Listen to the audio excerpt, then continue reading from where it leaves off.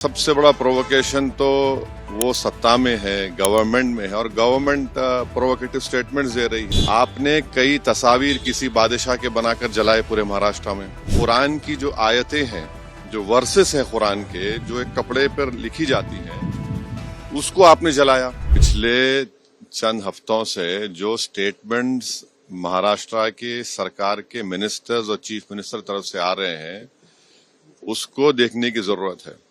और सबसे बड़ा प्रोवोकेशन तो वो सत्ता में है, गवर्नमेंट में है, और गवर्नमेंट प्रोवोकेटिव स्टेटमेंट्स दे रही है। और बड़ा अफसोसनाक है, आप देख लीजिए, पिछले 4-5 दिन पुराना स्टेटमेंट उठाकर देख लीजिए, तो ये वो खुद प्रोवोकेशन किए, और उनको इस बात की अपनी जिम्मेदारी का एहसास भी नहीं है कि वो मंत्री हैं, मुख्यमंत्री हैं। और दूसरी बात यह है कि आपने कई तस्वीर किसी बादशाह के बनाकर जलाए पूरे महाराष्ट्र में, कोई रिएक्शन नहीं हुआ, तो आपको तकलीफ हो गई। तो आपने क्या किया कि कुरान की जो आयतें हैं, जो वर्सेस हैं कुरान के, जो एक कपड़े पर लिखी जाती हैं, उसको आपने जलाया।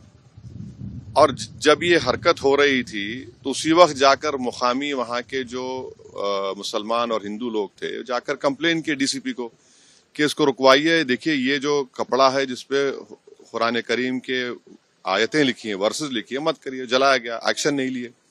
उसके बाद शाम में ये सब चीजें हुई। मैं उसका कंडेम करता हूँ, वायलेंस का, मगर इसको टोटल देखिए आप कि जो स्टेटमेंट्स एमिनेट हुए हैं, जो स्टेटमेंट दिए गए हैं मिनिस्टर्स की तरफ से, अभी भी दिए जा रहे हैं, भाई आप रूल ऑफ लॉ को फॉलो करिए ना। आप तो भारत के संविधान पर आपने ओथ लिया है, तो आप कैसे प्रोवोकेटिव स्टेटमेंट्स क्यों दे रहे हैं आप? भाई मुझे किसी चीज कोई चीज पसंद नहीं है, आपको कोई चीज पसंद नहीं है, तो कोई भी अपनी नापसंद का इजहार कानून को हाथ में ले करेगा क्या? ये देखने की जरूरत है। तो ये बहुत गलत हो रहा है। सरकार की जिम्मेदारी है, ये सरकार की गलती है, इंटेलिजेंस की फेलियर है।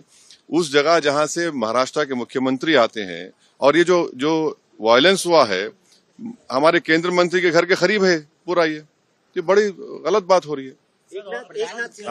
अब हो गया। फडणवीस साहब ने कहा है कि ये बहुत रिग्रेटेबल है, बहुत दुख की बात है कि स्टेट एक्सचेकर से औरंगजेब के कब्र की देखभाल करनी पड़ती है। आप सत्ता में हैं, आपके जो आइडियोलॉजी है उसको बाजू रखिए। आपकी आइडियोलॉजी होने चाहिए भारत का कॉन्स्टिट्यूशन और रूल ऑफ लॉ को अपहोल्ड करना। 6 दिसंबर 1992 को क्या हुआ, और उसके बाद सुप्रीम कोर्ट ने उसको एग्रीगेस एक्ट कहा। तो आप देख लीजिए, हुकूमत आपकी है, मंत्री आप हैं, रूल ऑफ लॉ आपको फॉलो करना है, और आपको कॉन्स्टिट्यूशन के लिहाज से अपनी हुकूमत चलाना है।